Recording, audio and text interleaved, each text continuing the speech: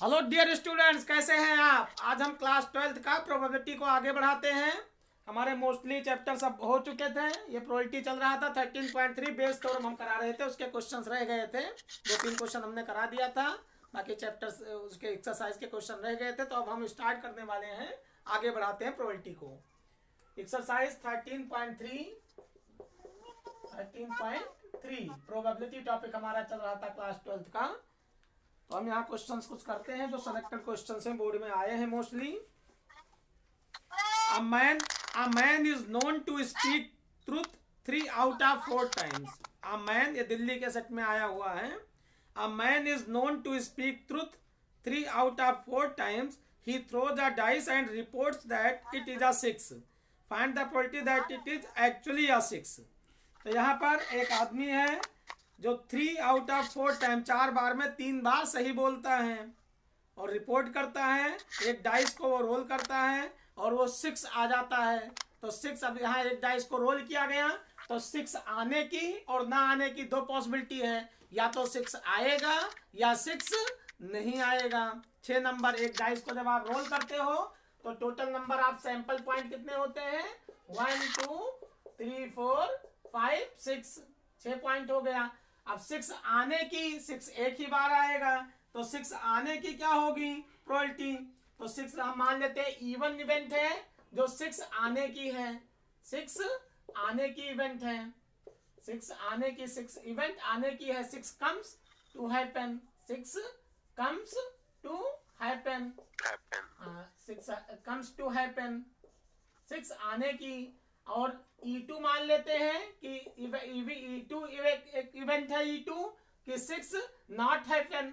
अब यहाँ 6 not happen, 6 ना आने की, तो 6 not happen, comes to not happen, comes to 6 comes to not happen, comes to not happen, not happen. तो यहाँ पर इवन इवेंट माना गया। एक मैन है तो वो क्या करता है, एक डाइस को रोल करता है और रिपोर्ट करता है। 4 बार में 3 बार वो सही बोल जाता है। तो एक डाइस को रोल करेगा, फिर रिपोर्ट करता है और कहता है 6 आ जाए। तो 4 बार बोला तो 3 बार 6 आ जाता है उसके कहने पर।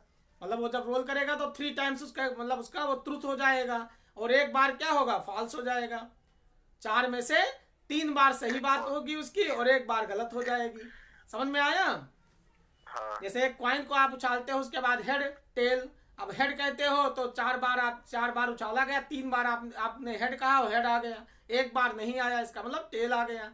तो ऐसे एक मैन है तो क्या करता है, एक डाइस को रोल करता है और रिपोर्ट करता है। तो 1 2 3 4 5 6 नंबर आएगी एक डाइस को रोल करोगे।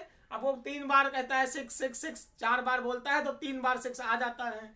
तो इवन एक ऐसी इवेंट है 6 आने की मान लिया गया, और E2 एक ऐसी इवेंट है 6 ना आने की इवेंट है। तो ये बेस थ्योरम बेस्ड क्वेश्चन है। बेस थ्योरम में आपको बताया था कि जहां पर ये बेस थ्योरम अप्लाई होगा तो हमेशा ट्री डायग्राम बनेगा। तो यहाँ पर इवन क्या है, 6 आने की, और E2 मान लिया आपने 6 does not occur, does not happen या डज नॉट अकर होने की। और ए एक ऐसे इवेंट माना गया कि मैन ने जो कहा था वो सही था। A be the event, आप लिख सकते हो let A be the event that man throw the dice and report that it is a 6।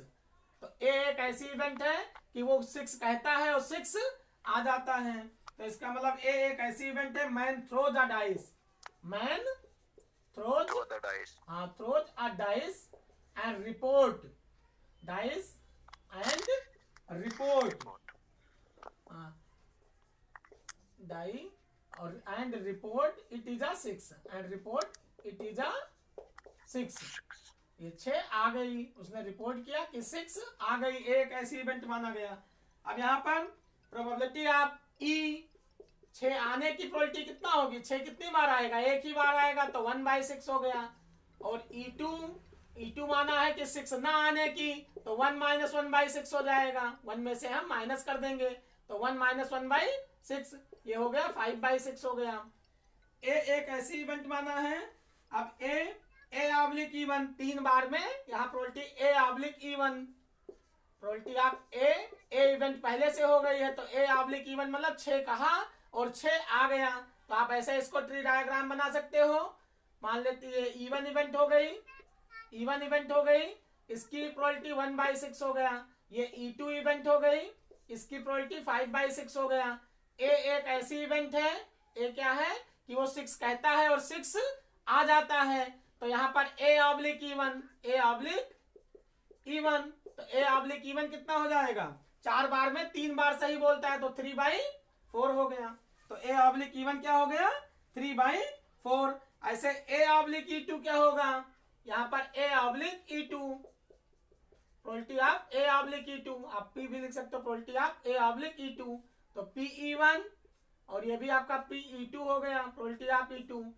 अब यहाँ पर probability of A oblique E2, A oblique E2 क्या होगा कि वो 4 बार में 3 बार सही हो गया, तो झूठ कितनी बार हुआ, उसका गलत कितनी बार हुआ, 1 माइनस 3/4, इसका मतलब 1/4। तो ये आपका पी ए ऑब्लिक E2 क्या हो गया, 1/4 हो गया। समझ में आया, ये समझ में आया ट्री डायग्राम, क्लियर समझ में आ रहा है बेटा, हेलो। तो यहाँ पर क्वेश्चन समझ में आया, एक बार हम फिर से पढ़ देते हैं। A man is thrown to speak truth 3 out of 4 times. He throws a dice and report that it is a 6. Find the probability that it is actually a 6.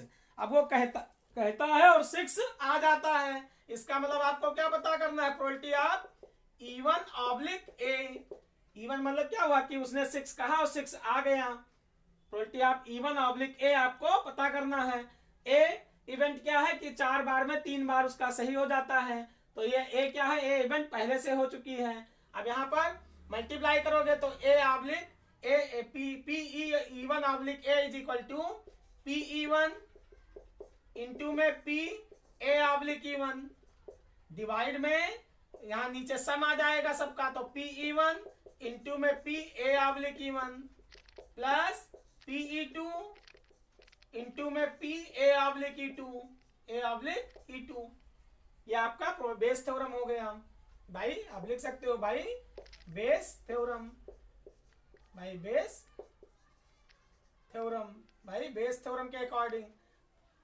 तो यहाँ पर Pe1 इंटू में Pe1 इंटू में P A oblique E1 plus यहाँ ये divide हो जाएगा, नीचे इन दोनों का सिग्मा आ जाएगा, तो P1 into P A oblique E1 plus में P2 into P A oblique E2, value रखोगे तो यहाँ पर Pe1 की वैल्यू 1/6 इंटू में P A oblique E1, A oblique E1 क्या है 3/4, डिवाइड में इन दोनों का सम, तो 1/6 इंटू 3/4 प्लस में Pe2 5/6 है, इंटू में P A oblique E2 1/4। Solve करोगे तो 3 1 जा 3 अपॉन में 6 4 जा 24, डिवाइड में 3 अपॉन में 24 और प्लस में 5 अपॉन में 24 एलसीएम हो गया, तो वैल्यू आ गया 3/8। 24 से 24 कैंसिल हो जाएगा, तो 3/24 आगे कैलकुलेशन करोगे तो 3/24 डिवाइड में 8/24 कैंसिल हो गया, तो 3/8 आ गया। समझ में आया, ये समझ में आया बेटा।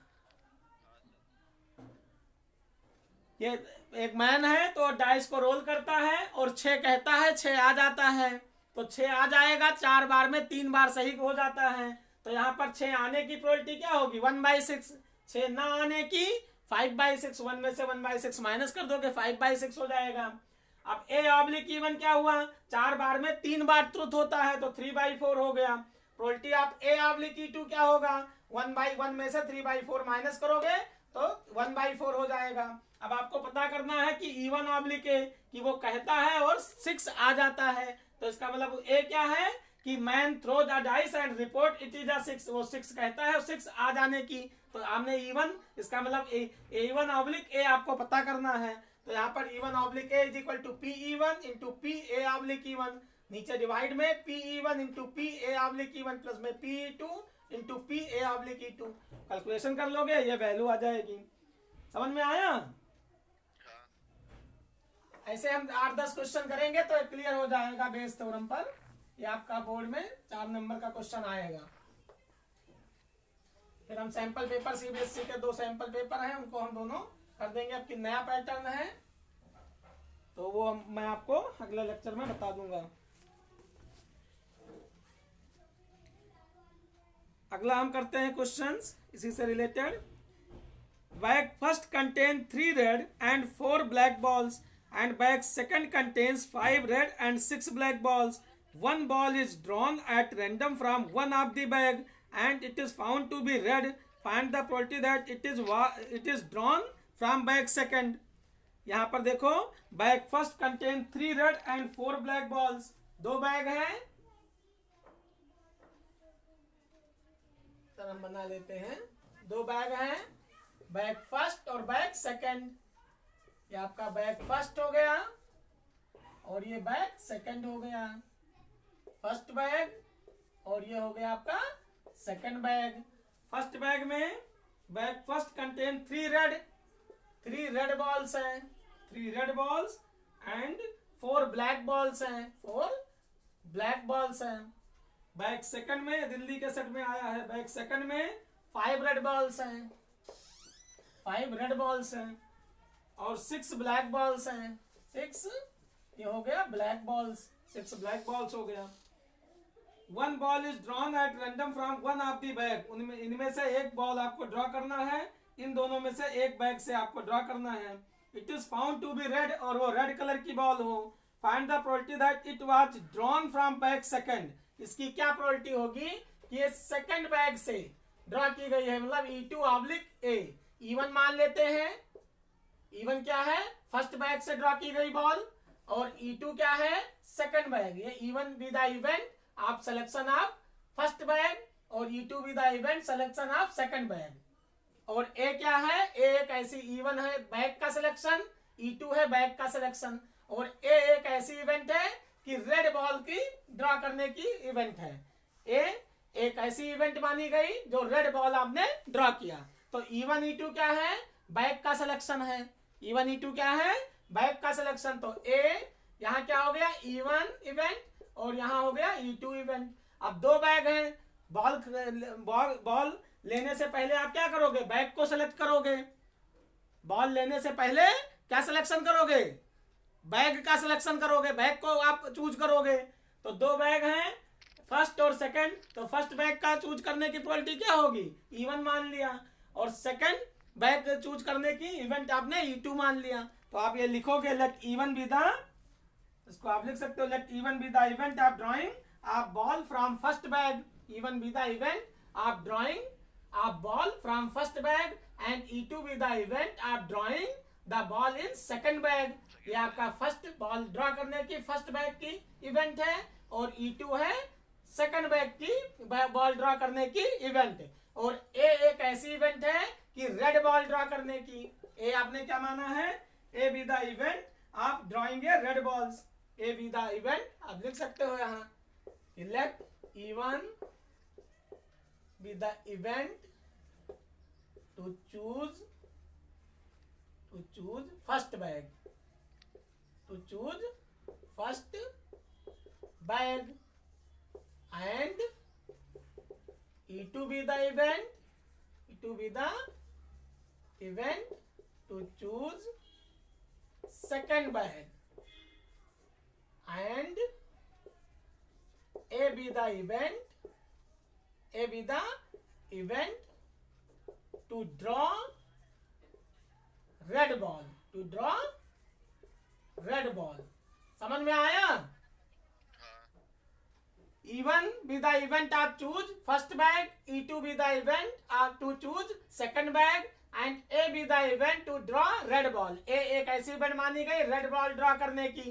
तो यहाँ इवन इवेंट बैग फर्स्ट को दोनों बैग बॉल चूज करने से पहले, बॉल को लेने से पहले आप पहले बैग को चूज करोगे। तो 2 बैग हैं तो हर एक की प्रोबेबिलिटी क्या आएगी 1/2, इसकी भी आ गई 1/2।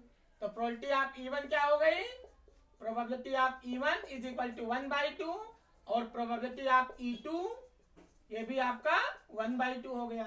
A रेड बॉल की ड्रॉ करने की प्रोबेबिलिटी है। अब इसमें रेड बॉल कितनी है 3 है, तो रेड बॉल की कितना हो जाएगी प्रोबेबिलिटी यहाँ पर probability of A oblique even, A oblique even.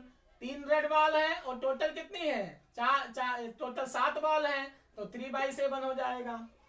ऐसे यहाँ पर probability of A oblique E2, A oblique E2 कितना हो जाएगी।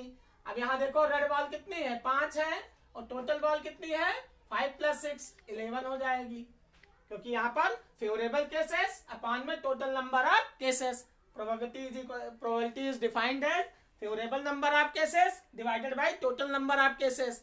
समझ में आया, favourable cases divided by total number of cases, यही होता है प्रोबेबिलिटी। अब यहाँ आपको पता करना है कि रेड बॉल ड्रॉ किया गया हो और किस बैग से लिया गया हो, सेकंड बैग से। What is the probability, find the probability that it was drawn from bag second. इसकी प्रोबेबिलिटी क्या होगी कि ये सेकंड बैग से लिया गया हो। इसका मतलब प्रोबेबिलिटी ऑफ E2 ऑब्लिक ए पता करना है, E2 ऑब्लिक ए। फार्मूला लगाओगे by Bayes theorem, by Bayes theorem, by Bayes theorem. Bayes theorem के अकॉर्डिंग क्या होगा, P E2 oblique A is equal to PE2 into में PA oblique E2 divided by, नीचे sigma आ जाएगा इन दोनों का सम, तो PE1 into probability of A oblique E1 plus PE2 into probability of A oblique E2।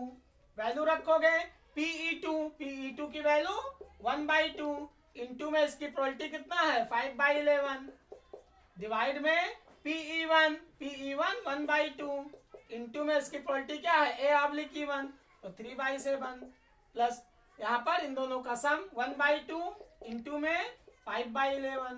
Calculation करोगे तो यहाँ आ गया 5 अपॉन में 11 2 जा 22 डिवाइड में 3 1 जा 3 अपॉन 7 2 जा 14 प्लस 5 1 जा 5 अपॉन में 11 2 जा 22, ये हो गया। अब यहाँ पर हम एलसीएम ले लेंगे, तो 5 अपॉन में 22 और यहाँ नीचे आ जाएगा आपका 11 22 3 जा 22 3 जा 66 प्लस में 14 5 जा 70 14 पंचे 70 अपॉन में 14 इंटू 22, ये ऊपर जाएगा 22 कैंसिल हो जाएगा, तो आ गया 5 इंटू 14 अपॉन में 66 में 70 ऐड कर दोगे तो 136 136 आ जाएगा, 7 6 13। अब यहाँ 7 से हम काट सकते हैं, 7 दूनी 14 और यह आ गया आपका 2 से काट दो तो 2 7 जा और 2 6 जा 12 और 2 8 जा 16। ठीक, यहाँ पर अब 7 5 जा 35 अपॉन में 6 4 जा 6 8 जा 6 8 48, तो 35 अपॉन में 48 आ गया, 35 अपॉन में 48, ये आपकी प्रोबेबिलिटी आ गई। समझ में आया? 8 छक 48, 7 6 13 136 2 छक 12 और 68 आएगा, ये 68 हो गया, 48 नहीं। यहाँ क्या आ गया 35 अपॉन में 68, ये 68 हो जाएगा। ये समझ में आया बेटा? तो ये आपका क्वेश्चन था कि bag first contain 3 red and 4 black balls and bag second contains 5 red and 6 black balls. One ball is drawn at random from one of the bags and it is found to be red. Find the probability that it was drawn from bag second. ये question था। ऐसे और भी questions करते हैं। Given 3 identical boxes, 3 identical boxes दिए गए हैं। Given 3 identical boxes, first, second and third each containing 2 coins. In box first, both coins are gold. In box second, both are silver. And in box third, there is 1 gold and 1 silver coin. A person chooses a box at random and takes out a coin.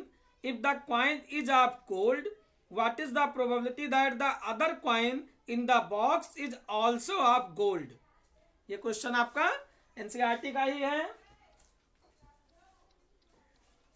तो आप मिला answer, मिला question, मिला?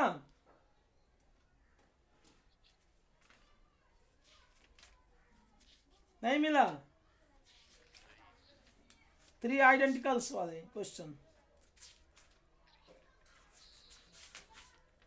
ये question number 6 देखो, 6 number, छठा question मिला।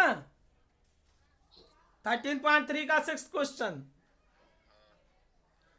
ये इसी टाइप से है, ये क्वेश्चन ऑल इंडिया में आया हुआ है। चलो कर लेते हैं। देयर आर 3 कॉइन्स, पढ़ो। देयर आर 3 कॉइन्स,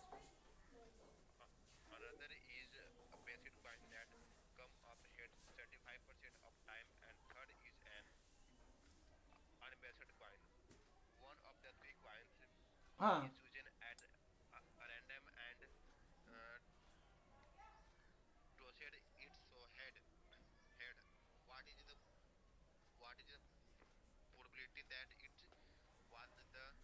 हाँ, there are 3 coins, one is a 2-headed coins। 2-headed coins मतलब having head on both faces, and another is a biased coin that comes up head 75% of the time, and third is an unbiased coin. One of the 3 coins is chosen at random and tossed. It shows head. What is the probability that it was the 2-headed coin? तो 3 coins हैं। कितने coins है? There are 3 coins, 3 coin है। ये आपका first coin, second coin और third coin, 3 coins हैं, first, second और थर्ड। ये आपका फर्स्ट कॉइन हो गया, ये सेकंड कॉइन हो गया, ये आपका थर्ड कॉइन हो गया। अब इवन, हर एक की प्रोबेबिलिटी क्या होगी? Even be the event choosing first coin, E2 be the event choosing second coin, और E3 B the event choosing third coin. तो E1, E2, E3 हमने इवेंट मान लिया, फर्स्ट कॉइन, सेकंड कॉइन और थर्ड कॉइन चूज करने की event मान लिया।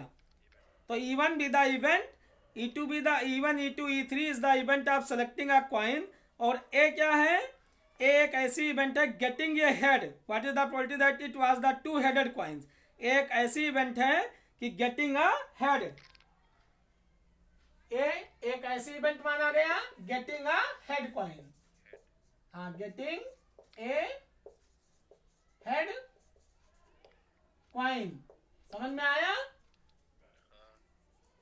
ए इवेंट हेडिंग अ गेट, क्या नाम है, हेड कॉइन हो गया। अब जो फर्स्ट कॉइन है